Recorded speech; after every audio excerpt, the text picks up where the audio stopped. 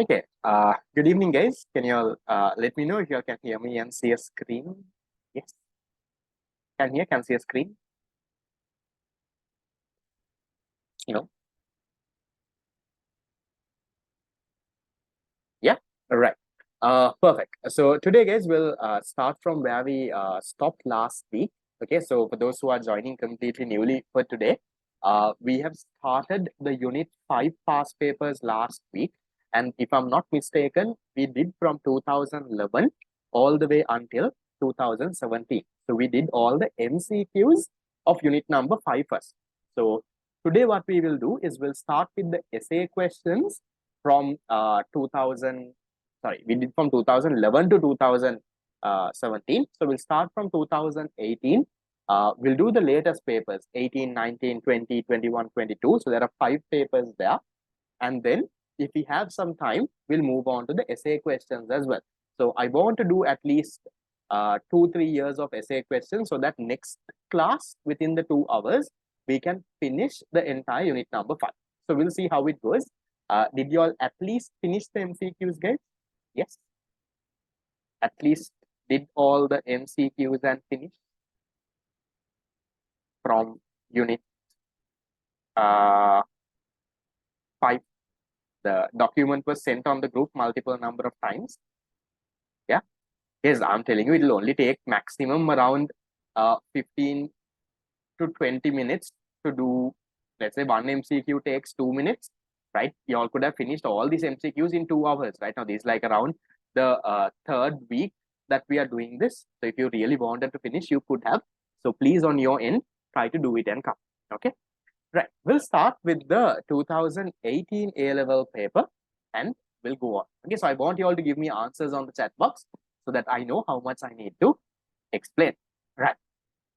Starting with the 2018 paper. And also, guys, reminder for the ones from the fast track program, tomorrow is your deadline to submit answers for mock exam number 2, the unit 4 to 6 mock exam. And please take this week to catch up on the ones that you have missed and all. From the next week, we will start month 3 of the fast track. Anyone who is willing to join newly also, you all can also join. Month 3 will focus on unit number 7, 8, and 9. So we will be recapping the theory. We will be doing papers and we'll be doing mock exams of unit number 7, 8, and 9 only. That's money and banking, public economy, and international trade. So that's how the next month, not next month, this month will be on. Okay. So we'll start with question number 21. Question number 21 says, for an economy consisting of households and business firms only, which of the following is consistent with the circular flow of income? Let me ask you this. Yes, if an economy has households and business firms only, what economy is it? Is it a simple economy, closed economy, or an open economy? What do we call this now? Simple, closed, or open? That's called a simple economy, or another name is, what's another name? What can you also call a simple economy? A simple economy can also be called a two-sector economy. So you all need to know the names, guys, because sometimes they will say simple economy. Then it's firms and households. If they say closed economy, that is firms, households, and government. If they say open economy, then firms are there, household is there, government is there, the external sector is also there. So just have a basic idea. They are not going to ask you to distinguish between two sector, four sector, but they might give you a question here and there, and you might not understand what it means. Okay. So for this economy, which of the following is consistent? When they say consistent, they're asking for which of the following is true. Let's see. Households are producers of goods and services. Households are producers of goods and services. Quickly tell me yes or no. Can we say households are producers of goods and services? No. So that answer is gone. Households are users of productive resources. Does households use productive resources? No, right? Households supply the productive resources. The firms are the ones who users. No, firms are the ones who users land, labor, capital, entrepreneurs. So this one is also wrong. Third one, households are suppliers of productive resources. Okay, correct. And business firms are producers of goods and services. Looks correct, no? right? So this looks correct. We'll see if there is another answer. Business firms are collectors of tax. No, government is only collecting taxes, and this is they're talking about only households and business firms. So this is wrong. Okay. Business firms are suppliers of resources. Wrong. No, business firms don't supply resources. So which one is your answer? Your answer is number 3. Is that okay, guys? Okay, these are very easy questions coming from the circular flow of income. Now, we'll move to the next. Question 22. Which of the following statement defines the gross domestic product? Now, can you see this was a question that was repeated over and over again? So what do you all think is? What do you all put as an answer? The total quantity of output produced by an economy in a given time period. The total market value of all output produced in an economy in a time period. The total market value of all final goods and services produced by economy in a given time period. The total value of all final goods and services sold in the domestic market in a given time period. The total market value of final goods and services produced by an economy minus the value of final goods and services exported to the other countries. What do you all think is 1, 2, 3, 4, 5? Remember, the longest answer is not the correct answer, right? I know some of you all, when you are not sure of the answer, you all go with the longest answer. Be very careful. Which one do you think is? Which one do you think is the most correct one? 1, 2, 3, 4, 5. The most correct one, guys, is answer number 3, right? Answer number 3 says all final goods and services produced within an economy given a time period. Some of you all gave me different answers. We'll look. This one says total quantity of output produced by an economy in a given time period. So when you say total quantity of output, there can be final goods, there can be intermediate goods, there can be anything, right? So therefore, that's wrong. This one says market value of all output. So again, all output can have final goods, intermediate goods. Remember, we say we don't include intermediate goods because if we include intermediate goods, what happens? There is a double counting error, right? So that is also wrong. Total value of all final goods and services sold in the domestic market. No, it's not the ones that is sold in the domestic market. For example, if you take our exports are included in our GDP. But is it sold in our domestic market? No. But remember, under expenditure approach, when we calculate GDP, we minus the imports and add the exports. Exports are sold in the international market. But since it is produced in our country, we have to include in our GDP, right? So you can't just say sold. Because if you say all final goods sold in the domestic market, you're then omitting the exports. Because exports are not sold in our country. But it has to be in our GDP. Then the last one, total value of all final goods and services produced by economy minus the value of final goods and services exported. You don't do that, no, right? So that is complete nonsense again. So answer is number 3. Then we move to the next. Question 23. What is not included in the measurement of GNI, gross national income? What do you all think? Financial benefits paid to the unemployed, dividends paid to shareholders, profits retained by companies, rent paid to landlords, property income paid to resource owners. Guys, I want you all to think and see, one of these 5 is a transfer. You're getting money just without giving anything in return. Which one is that? First, second, third, fourth, fifth. One of this is a transfer. Remember, we learned we don't include transfers, money that you're getting for free. Which one is the transfer here? What do you all think? It's a good question. Others? Nice. Good to see. Most of you all have given me answers. I have around 30 answers. Looks like you all are very active today. Maybe because you all didn't go to school, did not do. What were you all doing? Guys, I'll tell you all this again, right? I get a lot of messages from students. I don't have time to study and all of it. Okay, now I'm guessing all of you all are from the 2023 batch now. Guys, if nothing is happening in school, don't go to school every day, right? They will scare you with 80% and all of it. Don't worry about that attendance. They are not going to make a big issue. Okay. So if nothing much is happening in school, If you think you can wake up in the morning and use that time at home productively, please stay at home and do it, because otherwise you all are wasting a lot of time. Especially you all go to school, then after school you have a physical class, you go to that class, and then when you come back, you're tired again, right? If that happens, that's going to be tough. Okay, so if nothing is happening, right, if you feel that uh, uh, teacher is teaching the same thing today and tomorrow, try to go tomorrow and catch up what happened today. Because now usually in your classes and all, they would have done. Right now in my econ class, I have finished the syllabus, theory done, revision done, now fast track also half done. So if you feel that it's the same thing that you're learning, you're not learning anything new in school, right, you rather stay at home and study on your own. Because just think, if you can wake up at around 5 o'clock in the morning, okay, and let's say by the time you come after school, it's around 3 o'clock, no, 2:33. So 5 o'clock in the morning to 3 o'clock in the evening, how many hours is that? That's 10 hours.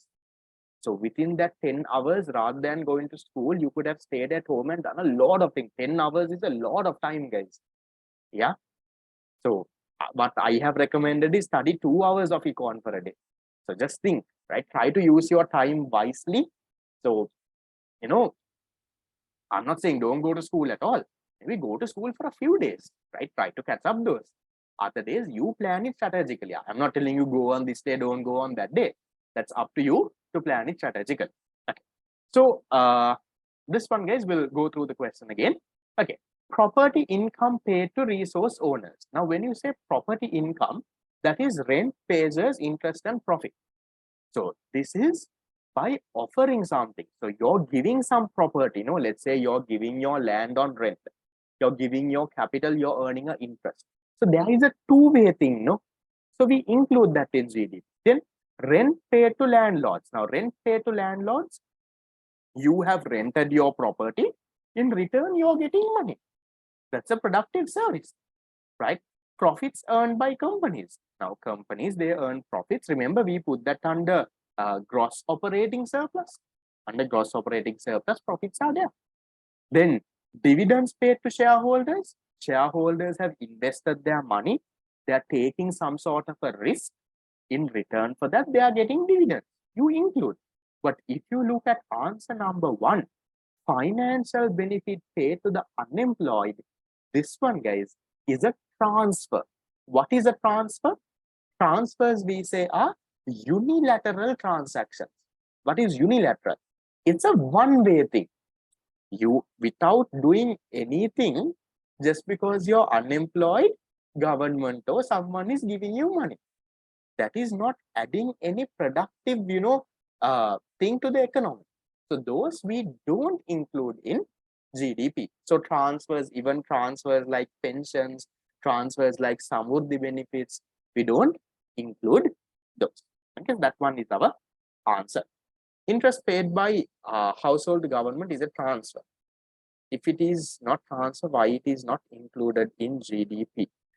Interest paid by the government, we don't include.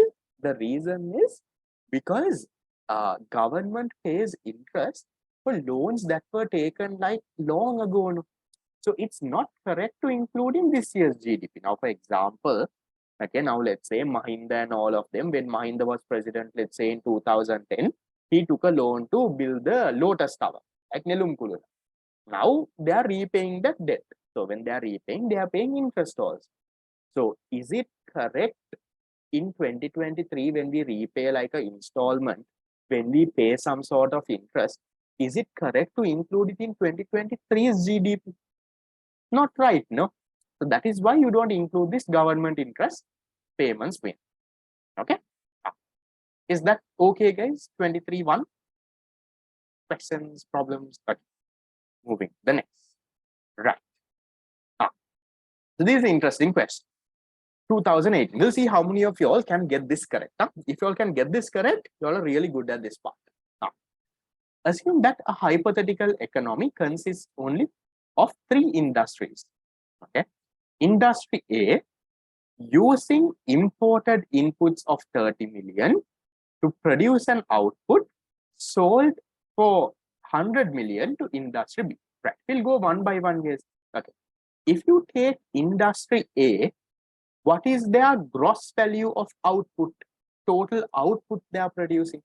How much is their GVO? How much is that? That's a 30 million or 100 million or something else. Gross value of output, the total output that industry A is producing.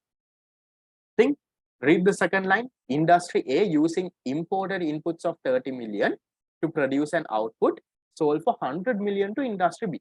So their gross value of output is 100 million. What is their intermediate consumption? To produce that 100 million output, how much of inputs are they getting from outside? They're having a 30 million worth of intermediate consumption, right? Then what is the gross value added by industry A? Industry A, their gross value added is 70 million. Okay. So one by one, we'll break it down like that, right? We are going, we're not going to do everything together. One by one, let's break it and we'll see how it goes. Now we'll move to industry B. Right. Industry B, let's see. Okay. Okay, let me erase the numbers. Okay. Right. They're saying, so industry A is producing 100 million of some whatever good, and they're selling it for industry B. That means industry B has an intermediate consumption of 100 million. You all agree with me there? Industry B has an intermediate consumption of 100 because A is producing and giving it to B. Okay. Then industry B using no imports. So industry B doesn't use any imports, sells part of its output for industry C for 300 and exports goods to a foreign country for 60. So what is the total output of industry B? 300 million they are selling to industry C, 60 million they are sending abroad. So total gross value of output of industry B is 360 million. To produce this 360 million, how much of intermediate consumption that is coming from industry A? That's 100 million. So then how much is this case? Because it's not 260, it's 360. Okay. So how much is their gross value added? The gross value added of industry B is a 260 million. Yeah. So far we find it. Industry A and industry B's breakdown. Questions, problems. Okay. Then we'll go to industry C. Okay. Industry C. Okay, let me erase the numbers. Okay. Right. Yes. The first thing they are saying is industry B sells a part of its output to industry C. That means 300 million. So industry C has a 300 million worth of, right? I'll re-explain, don't worry, right? Industry C has a 300 million worth of intermediate consumption. You all agree with me there? Because B is selling 300 million worth of output to C. Okay. And then they are saying, right, see, sells a part of its output to industry C.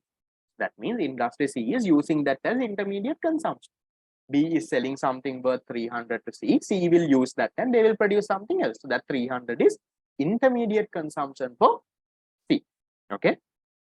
Then they say industry C uses 30 million of imported inputs also. So they are getting 300 million worth of inputs from industry B and another 30 million imported inputs. So how much is the total intermediate consumption for industry C? Industry C has total intermediate consumption of 330. So they are saying, and sells 500 million to the final consumer. So the gross value of output is 500 million. Intermediate consumption is how much? 170 million. then how much is your gross value added? Sorry, 330, 500 minus 330, that's 170 million. So now you have industry A, industry B, and industry C. And they are asking you, what is the GDP of this economy? So how do you get the GDP of the economy? You add the gross value added of all the three sectors, then you get the total value added, and then, right, by getting the total value added, if you add net taxes on products. Now in this question, there is nothing, no? If you add net indirect taxes, you get GDP. So if there is no net indirect taxes, then total gross value added and GDP is the same. Industry C's IC is 500. No, right? Industry C uses 30 million of imported inputs and sells 500 million of its output. So its output is 500. Intermediate consumption is 300 plus the 30 imported. So how much is the GDP that you all got, guys? What's the number?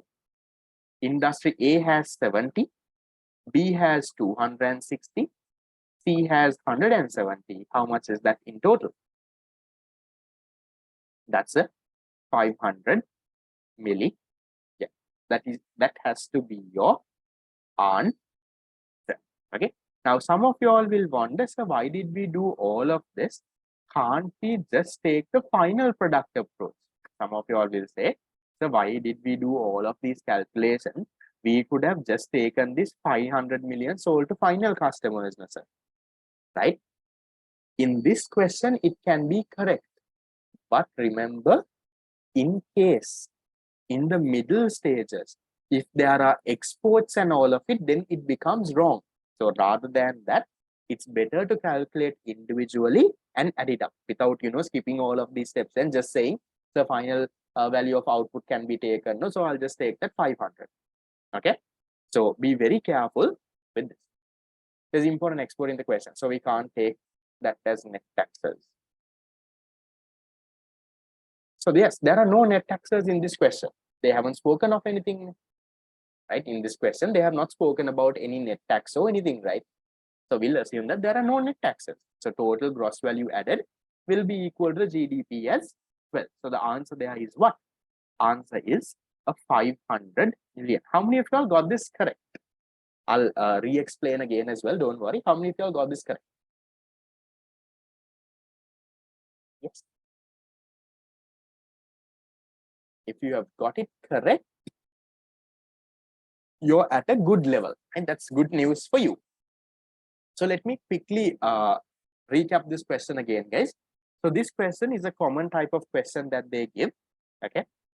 There's a value of exports 30, imports 20. Can't that be net taxes? No, guys. So exports minus imports is not net taxes.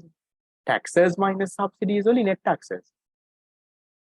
Exports minus imports is net exports. Yeah. Right. So don't confuse those, right? Okay. Now, so this question once again, what circumstance will GDP and the final output not be equal? GDP and the final output has to be equal. But when you have imports and exports and all, it can be confusing. So therefore, don't take the final number, right? So let me quickly recap this question for those who didn't understand. It's a good question, guys. Put a star and keep. Okay. So this question gives you three industries. They are saying there is industry A, B, and C.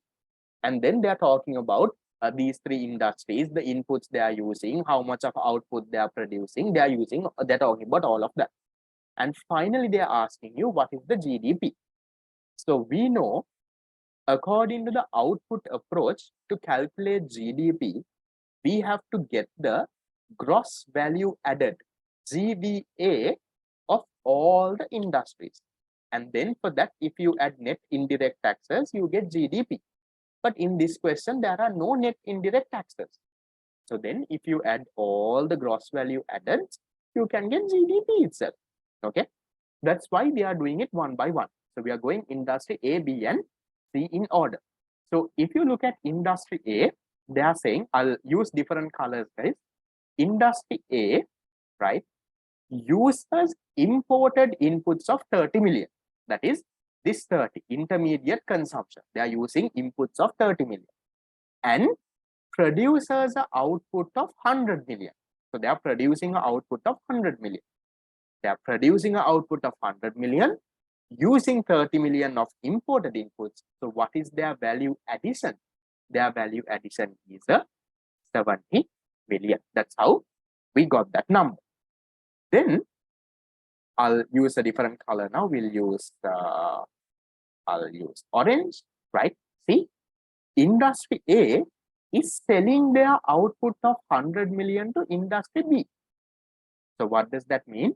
That means industry B has 100 million of intermediate consumption.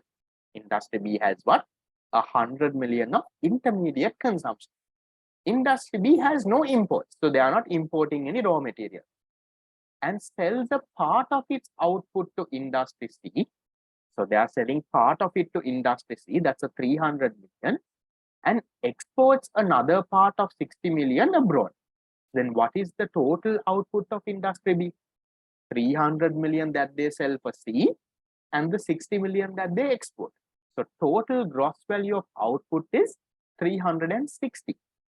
To produce this 360 million, they have used 100 million worth of inputs. What does that mean? Their value addition is a 260 million. Then we'll go to industry C now, the last one. If you look at industry C, here they say here, industry B has sold 300 million worth of inputs to C. So under industry C, we have intermediate consumption 300, and industry C uses 30 million of imported inputs also. So totally they are using 300, and this 30 they are using 330 million worth of intermediate inputs, and then they are producing an output of 500. So output is 500. So 500 minus this 330, they have a value addition of how much? They have a value addition of 170. So if you add this 70, 260 and 170, what do you get?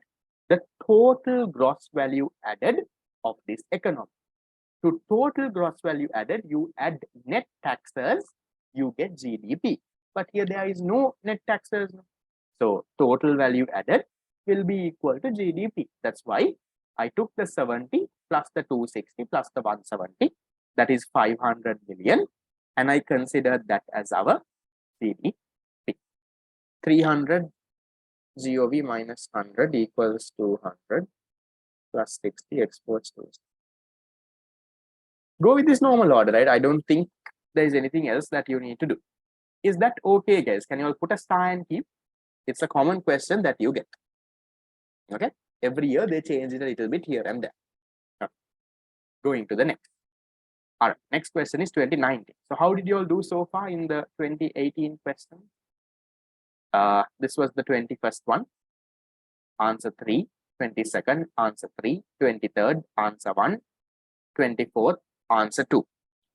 2 out of 4. At least 3 out of 4. How much did you all get out of 4? 3, 4, at least 2. In industry B, why is IC 100? IC is 100 because industry A is selling 100 million worth of output to industry B, right?